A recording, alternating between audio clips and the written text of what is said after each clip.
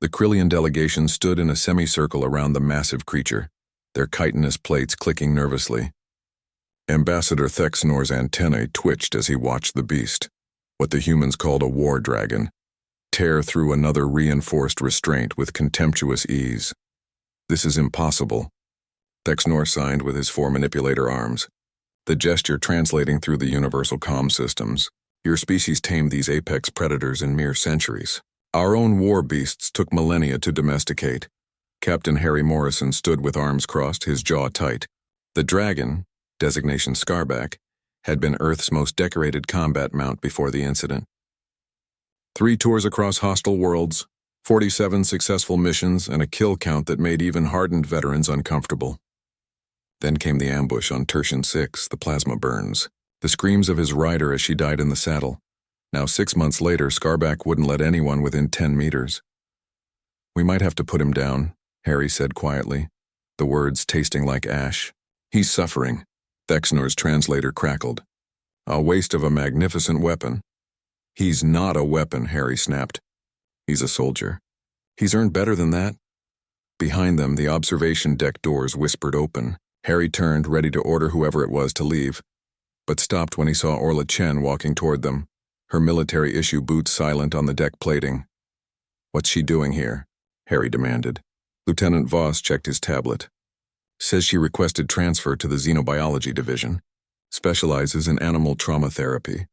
Harry watched Orla approach the reinforced barrier. She was small, maybe 5'4", with dark hair pulled into a practical bun. She didn't look at him or the Krillians.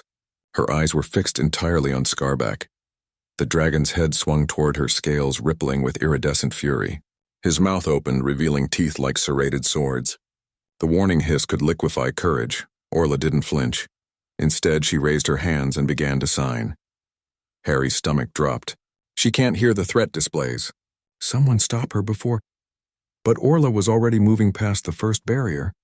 The technicians had opened it, assuming she had clearance. She walked with steady, measured steps, her hands continuing their fluid movements. Scarback's pupils contracted to slits. His tail lashed, gouging furrows in the reinforced flooring. Orla stopped 3 meters away, closer than anyone had gotten in months. Her hands moved again, slow and deliberate. Not the standard sign language, Harry realized. "Something else. What is she doing?" Thexnor's translator whispered. Harry pulled up Orla's file on his wrist display. His blood went cold.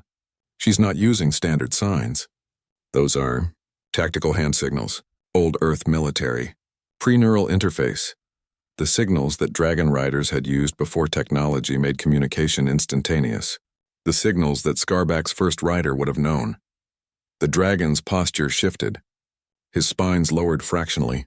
Orla took another step. Her hands moved. "Friend. Safe. Here." Then she did something that made every human in the observation deck hold their breath. She reached up and pulled her uniform collar aside, revealing the burn scar that ran from her collarbone to her jaw, a souvenir from a transport crash 2 years prior. She pointed to the scar, then to Scarback's flanks where plasma burns had melted scales into twisted patterns.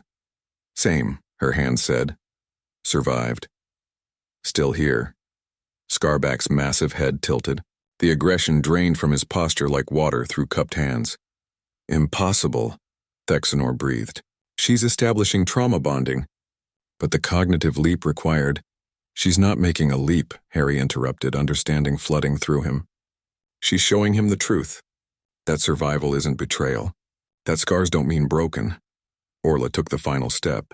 She was within striking distance now, close enough that Scarback could end her with a twitch. Instead, the war dragon lowered his enormous head until his scarred snout was level with her chest. Orla's hands moved to his scales. She traced the burn patterns with gentle fingers, following each twisted ridge, each melted valley. Her touch was sure, unafraid. She knew exactly what those scars meant because she carried her own. Something changed in Scarback's eyes. The feral rage that had dominated them for months flickered and dimmed. He pressed forward, leaning into her touch with a rumble that shook the deck plating. Not a threat display, but something else entirely. A whimper. "Dear gods," Voss whispered. "He's crying." Orla wrapped her arms around the dragon's massive neck as best she could. Her eyes were closed, her face pressed against scales that could shrug off small arms fire. She held him while he grieved. This creature who had been too dangerous to comfort, too traumatized to reach. The Krillian's antennae waved in confusion. We don't understand. What did the human do? What technique? Harry shook his head. No technique. She just understood humans don't just domesticate or train. We recognize suffering, even when it's not our own, even when it's a 50-ton war dragon that could kill us with a thought. Thexnor watched Orla slowly stand, watched her hand move in another sign. Ready? Scarback's eyes cleared. He lowered his shoulder, the mounting position. Orla climbed up with practiced ease, settling into the saddle ridge as if she'd been born there. Her hands moved again, together. The dragon's spine straightened.